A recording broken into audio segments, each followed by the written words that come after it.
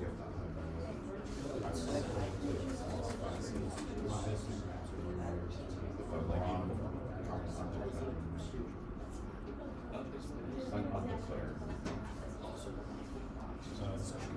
all lies on this question.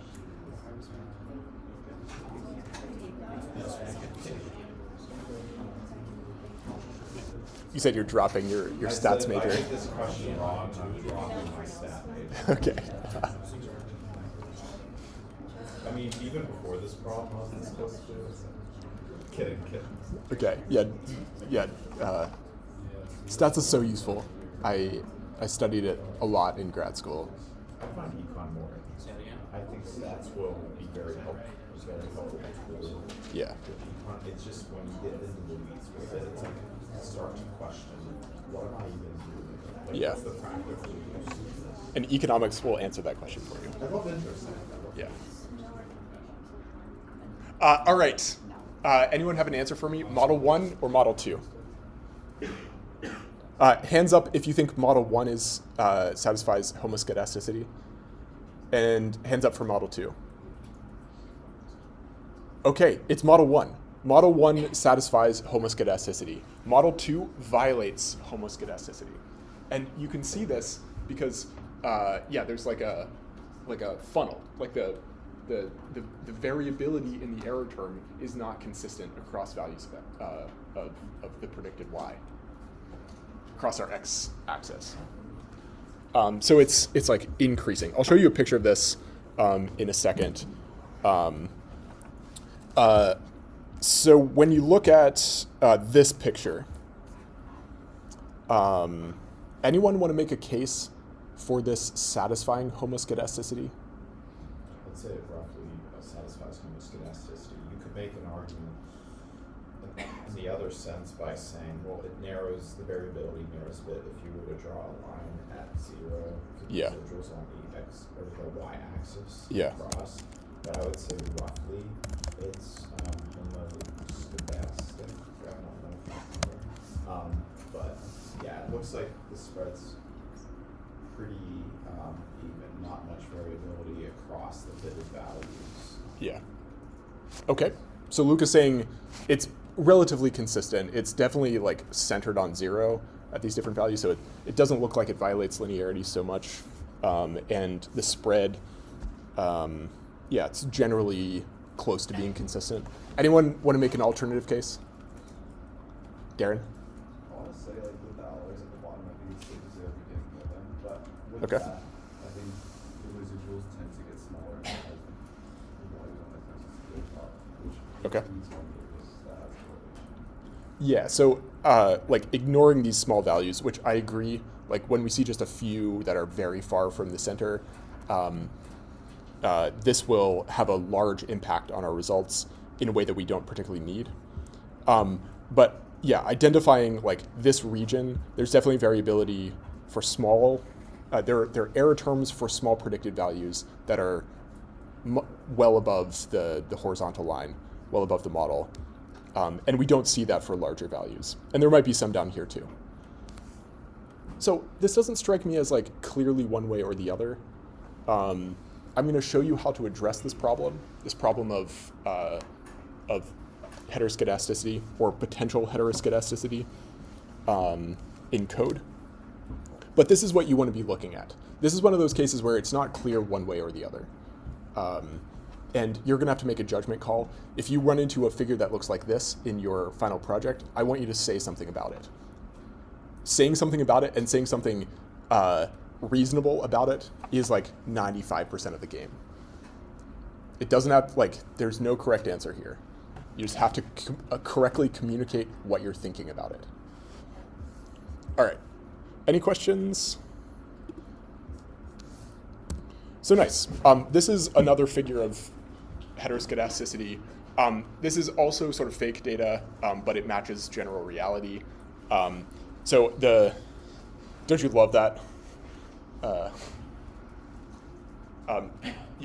Using this data set for science is not good, but using it for visualizing a problem that appears in science is good. So on the horizontal axis here, I have years of education, and on the vertical axis, I have annual wage.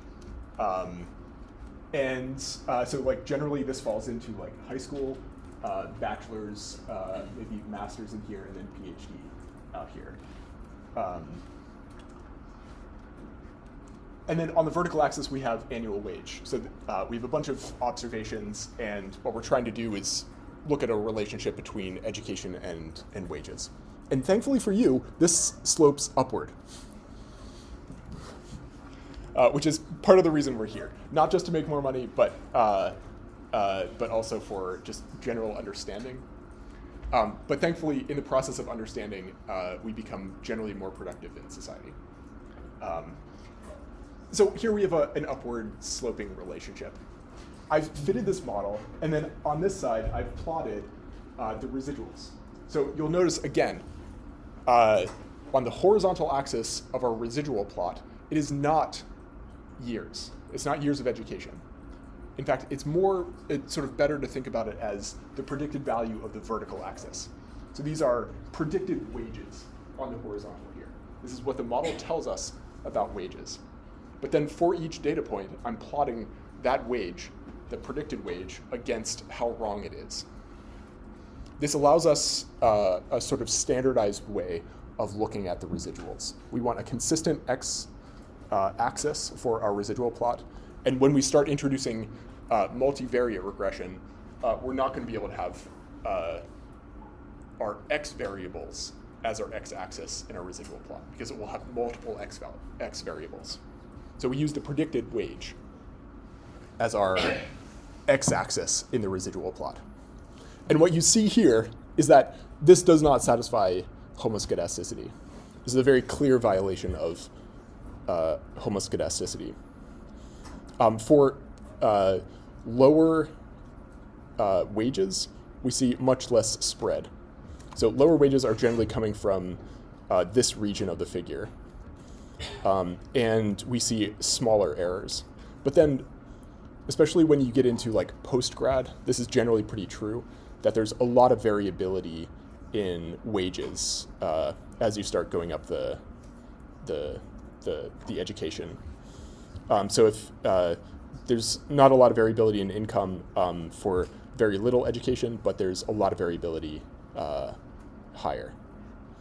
And this is just a nice figure. There's large variability in the errors at one point on the horizontal axis, and small variability in the errors at another point on the horizontal axis. Classic heteroscedasticity. Do you think you'd be able to identify this? So one thing we can do is fix this problem with heteroscedastic robust standard errors. This is just a fancy way of handling this heteroscedasticity problem. I'm not going to give you like a ton of intuition for what it's doing. It's a more sophisticated topic to understand it. But for this class, I want you to think about the possibility of heteroscedasticity, and then if you do have heteroscedasticity, I want you to address the problem. And I'm giving you code here, and all we do is just take this covariance type and put it inside the fit. So all this is going to do is give us heteroscedastic robust standard errors, which is definitely a mouthful, but thankfully I was able to pronounce it properly without stumbling. So all we do is, I know it's a real talent of mine. It's like the high point of my life is being able to say heteroscedastic. Heteroscedastic robust standard errors. We're going to drop this into the fit. So we're building a model, and we just want to include a covariance type that deals with heteroscedasticity. This is just a code for it. You don't really need to know it. So what I'm going to do is actually just compare these two models, one with heteroscedastic robust standard errors and one without. And I want to show you what it's doing. So if I run this and I get model output,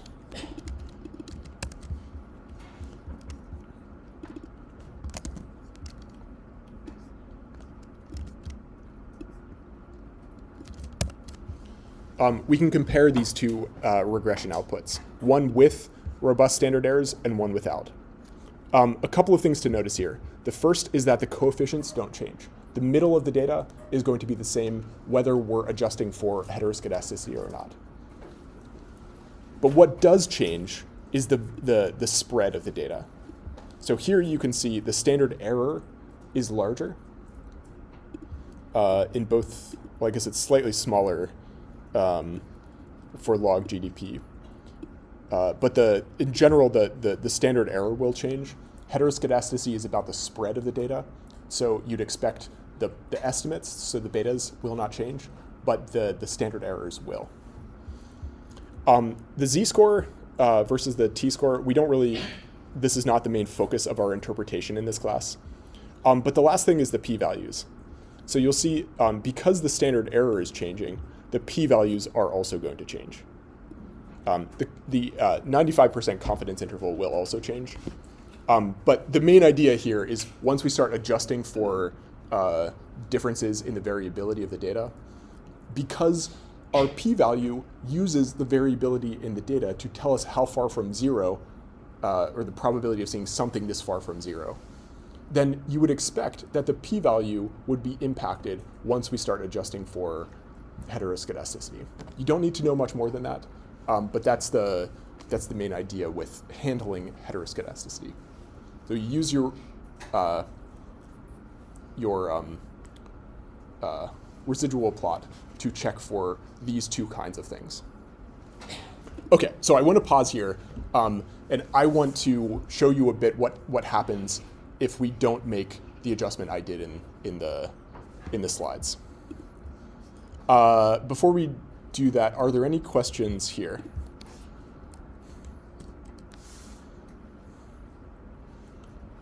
Clear as mud? Clear as chocolate milk?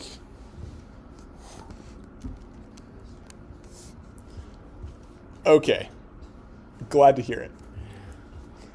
So, what I didn't tell you, to prepare for this exercise, and I think this actually came from exercise 4.1.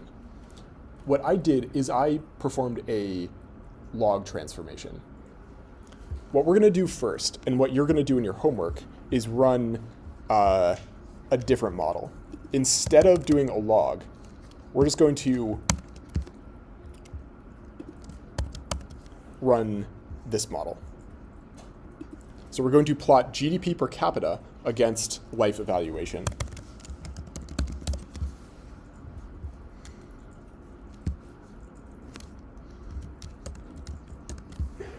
And what you see here, I would say, just looking at this figure without doing anything fancy, I think this is not a great model. I look at log GDP and I draw a line through it, I would reject this model immediately. If I see anything like this on a final project, I will know. I will know for sure. This is a mistake that all of you will avoid. And the reason is this model is just not well specified. So I guess I was going to ask you what we do about this, but I've sort of already given you the answers. Maybe tell someone next to you why we will do the things that we are about to do. Like, we're going to fix this problem. What is it fundamentally doing as we fix it? Does that question make sense? And maybe you don't remember what I just did. But I fixed this problem. Tell your neighbor how I fixed it and then why that fixes it.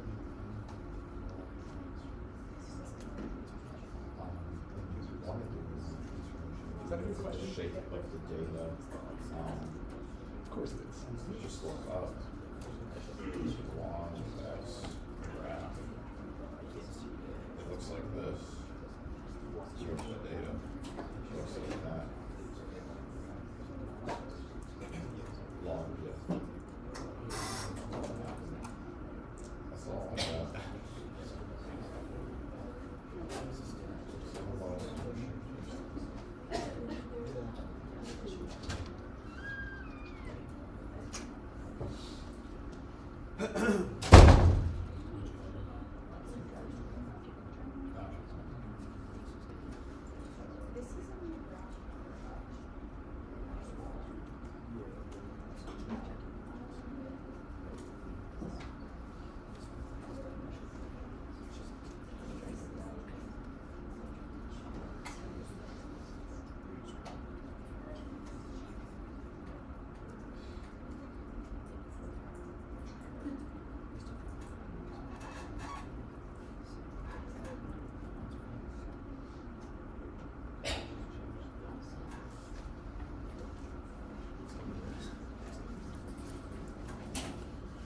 Okay, I'm sorry to cut this a little short. I think people are still working, so apologies. Feel free to keep chatting if you need to. This is part of the homework, so like in essence, you're doing some of the homework right now. Someone want to tell me what we do here? Like, what did I do that fixed this problem? Someone other than Luke? Negative 10 lecture points. It's a bonus.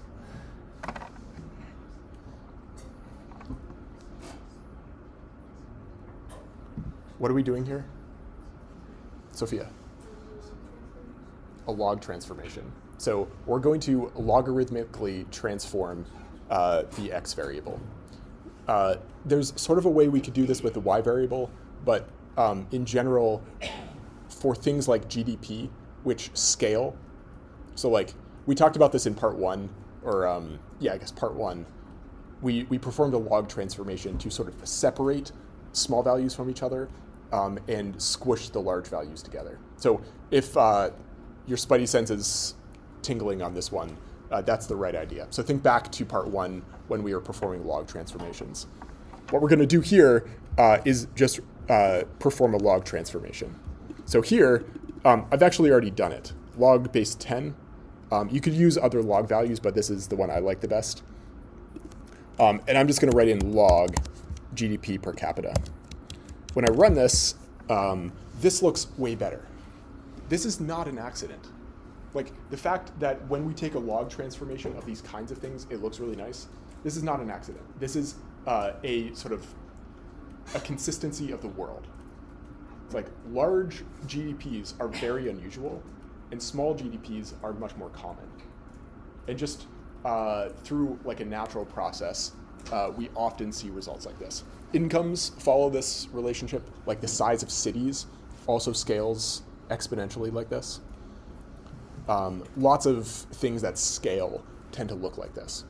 So when you take a log of GDP per capita, things look a lot nicer. Okay, so we can see it here. I also want to show you the residual plot for our bad model. Nope, that's not the bad model.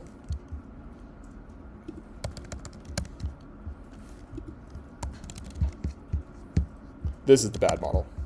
Nope, that's not the bad model.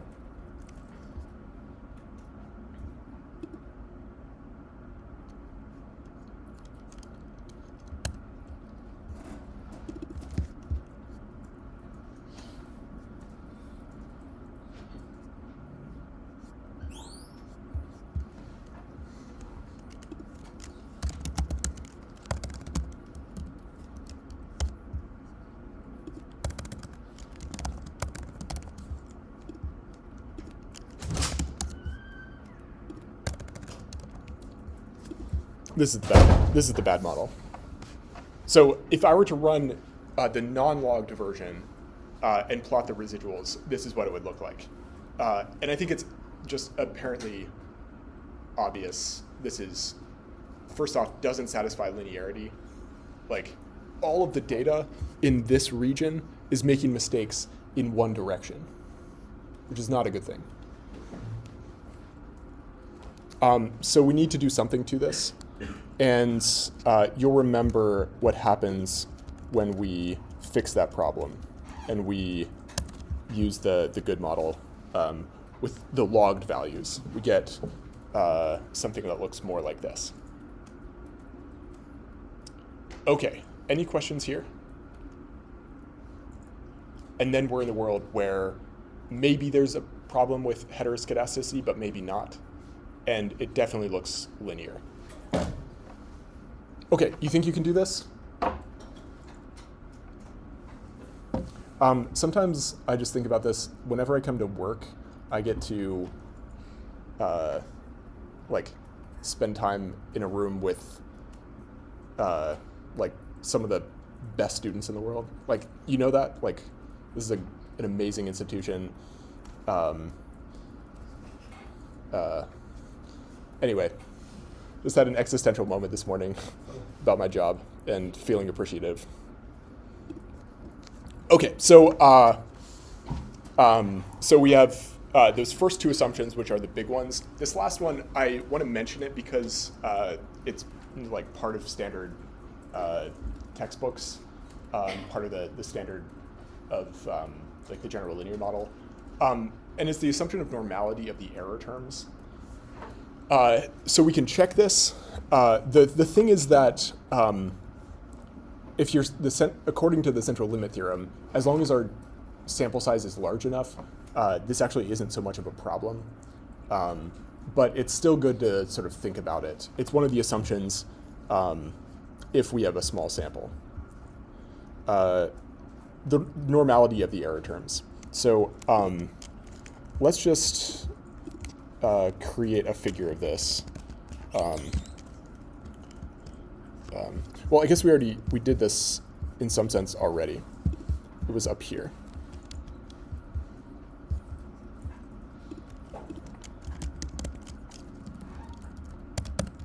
So I'm going to run the good model and plot the residuals. This is a picture of the residuals, so the distribution of the error terms. And I would say this is pretty close to normal. It's at least in the ballpark of something that feels right. It's never going to look exactly normal, but as long as your data set is large enough, like if your n is sufficiently large, according to the central limit theorem, those same ideas apply here. The error term doesn't have to be normal for your model to be well specified. But it's one of the assumptions because in small samples, we do need a normal error term. Any questions here? Then the last thing is assumption 4, which doesn't matter for what we're doing today or yet last class, but it will matter for next class when we start talking about time series. Independence is just that each time I draw a sample or draw an observation to put in my sample, that it's independent of all of the draws from before. So if I draw a card from a deck and then put it back in, each time I do that, it's independent of the draws from before. But in reality, whenever we're dealing with anything through time, today is impacted by tomorrow. Sorry, that's a weird world. Today is impacted by yesterday, and tomorrow is impacted by today. So whenever we're dealing with relationships through time, we have to be very careful with this assumption, which is part of the reason I'm going to caution you against doing anything with time series. It's on the table for you, but you just have to be very careful. And you're going to make claims very cautiously. Okay, any questions? So your homework is really just about this problem of trying to deal with this non-linearity in the x variable. And I think all of the code we've done in class, that'll be, I think, nearly everything you need for the homework. The first thing you need in your homework, though, is your group project members. So as you're submitting that, make sure you know who you're working with. Like I mentioned last class, it should be 2 to 3 people, so 1 other person or 2 other people. I really don't recommend working in larger groups. And if you want to work by yourself, you have to come talk to me or communicate to me in some way about it. Groups of 1 are fine. It happens every semester, but I just don't encourage it. But it's possible. Any questions about that? If we have time at the end of class, I want to give you like 5 or 10 minutes just to chat with the people around you. Okay, so for that purpose, some extra class time, should we do part 4.3? So we have homework for 4.1 and 4.2. 4.3 will be due next week. This is with categorical predictors. So we're doing something very similar to what we've done in the past. We have this general linear model. We have an outcome variable that we're interested in. We have an intercept term. And then we have a predictor variable. And we're trying to understand the slope, the relationship between these two things. Everything is exactly the same. With the intercept-only model, as I introduced at the beginning of class as a reminder, we just have a vertical intercept. With the model where we have a continuous predictor variable and a continuous outcome variable, the picture looks like this. But I want to ask a slightly different question, which is something like this. I have two, so take a look at this data set for a second. So if you hop over to exercise 4.3, you can load this data set that we're working with today. So let's just take a look at this.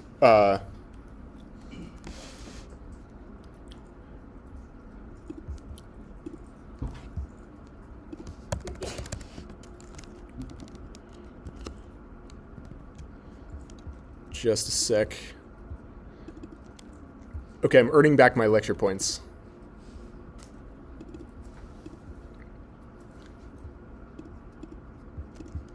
Neighborhood green space. So we in this data set, I've collected a bunch of temperatures by city, and then, or these are like parts of the city, and then I have whether they have a lot of green space or not. So I've just gone through, if they have a lot of green space, I've counted it as a 1. And if they have not a lot of green space, I counted this as 0. I live in a neighborhood with a lot of green space, so we would have been considered high green space. But these rows are regions of a city that don't have a lot of green space. Then I've also recorded the average temperature for that city. And by I've recorded, I mean I've made up a data set. So this is the data set. This is what it looks like. What we can do with this figure, or with this data, what I'm interested in is this question. Is temperature lower in neighborhoods with more green space? So you know trees just generally lower the temperature in an area. There's this idea of like a heat island effect, where you don't have a lot of trees, it can get very hot.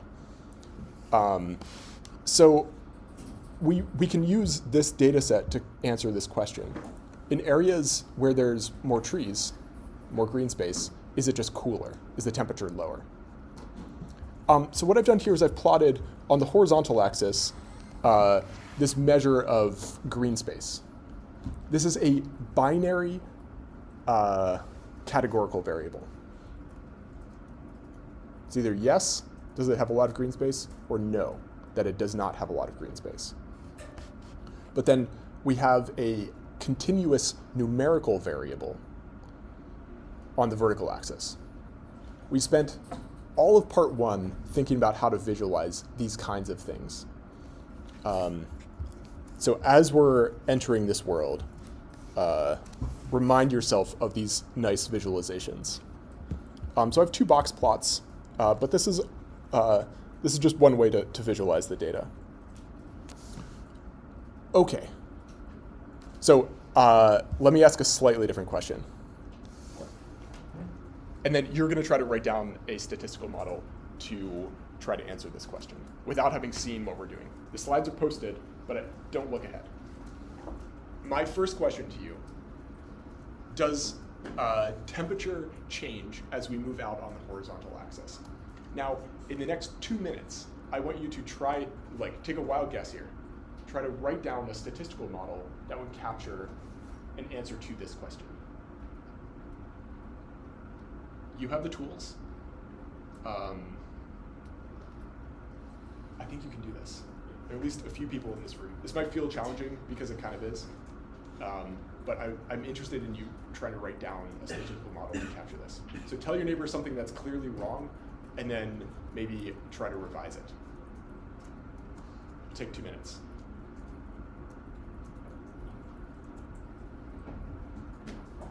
Go.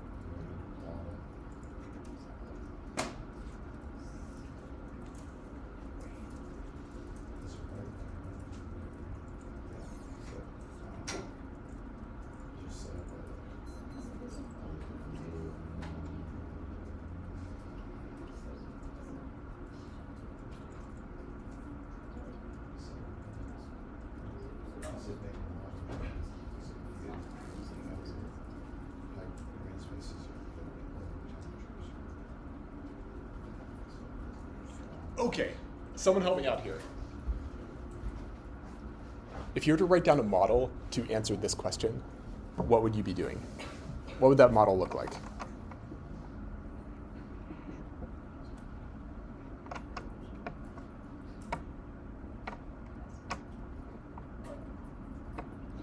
How many of you have run a 2-sample t-test? We did a 1-sample t-test in part 3, where we checked whether the mean was different than some number. Checked the mean against our null hypothesis. This is what we call a 2-sample t-test, which is checking whether the means are different. So is it, are neighborhoods with more green space, are they cooler?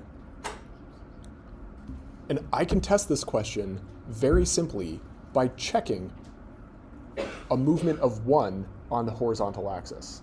I've just coded the horizontal axis as 0 and 1. Is it low green space or is it high green space? And all I need to do is check whether increasing 1 on the horizontal axis increases or decreases temperature. So this is the statistical model we use to answer this question, which is mathematically equivalent to the 2-sample t-test as a separate package. So let me talk you through what we're doing. The picture looks like the following. So essentially, we're performing a t-test on beta 1, whether the difference in the two means is significant. And the picture I want you to have in your head looks like this. I have the 2 samples. Each one is a slightly different, different green spaces. And then we have temperature on the vertical axis. What I'm doing running this model is exactly the same as what I'm doing when I run with a numerical predictor as the x value. When the x-axis is numerical, we just plug in that x value. And then beta 1 tells us what happens when we increase the horizontal axis by 1. When we have a numerical predictor value, when we have a binary categorical predictor, we can ask the question, what happens when we increase the horizontal axis by 1? Those are the exact same question. Turns out it doesn't matter whether we input a numerical predictor or a binary categorical predictor as the x value. So the way I interpret this, the way we interpret this beta 1, is that as I go from not green space to green space, the temperature decreases by beta 1, which tells us the decrease in the temperature. So I've labeled all of these values. The first one is just the vertical intercept of this model. So the beta 0 is the average temperature of the no group. And then the beta 1 is just the slope of this line, which in this case is negative. So our average temperature it's like roughly 2.6 degrees Celsius less in neighborhoods with high green space. Okay, so that's how we interpret the beta 0 is the mean temperature at x is equal to 0. And then beta 1 is the how much lower the temperature is in high green space cities or neighborhoods. Who wrote these slides? Look at that. Your final presentation slides will be better than mine. Okay, any questions? So this is the model. It's very similar. This is the power of the general linear model. We don't have to like build separate things for each one of our types of different questions. They're all the same model. It's just the way we the way we build it depends on which pieces we're trying to add. It's like playing with Legos, one of my favorite childhood activities. And then the way we interpret the p-values. Do you remember that figure I plotted last time of the different slopes? And you hated it? This is another one. This is the distribution of the slopes under the null hypothesis. I have all these gray lines that I've just randomly drawn from the null distribution. And what we're seeing here is the sample slope, the difference between the two populations. And to me, this looks like it's not drawn from the null distribution.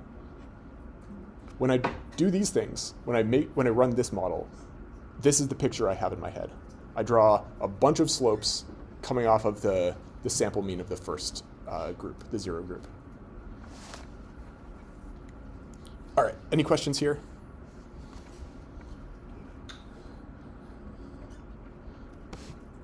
All right. Hopefully not, yeah. Never mind. All right, so this is the approach. What we're gonna do in our exercise next time. I think there's enough time to get through the exercise, but we're gonna do the exercise next class. I want to give you 10 minutes to sit down and chat with your group mates, if they're here, about your final project. Do some brainstorming, make sure you're on the same page with some things. The deadline for submitting your groups is tomorrow, unless you ask for an extension, and then it will be on Monday at midnight. So check in with your people.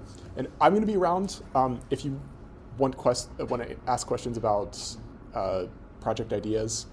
I'd love to check in with everyone in this room before the end of the semester. So love to talk with all of you about your projects. This is, I think, where it starts becoming interesting. I mean, it's always been interesting, but sort of more fun with your own projects. All right.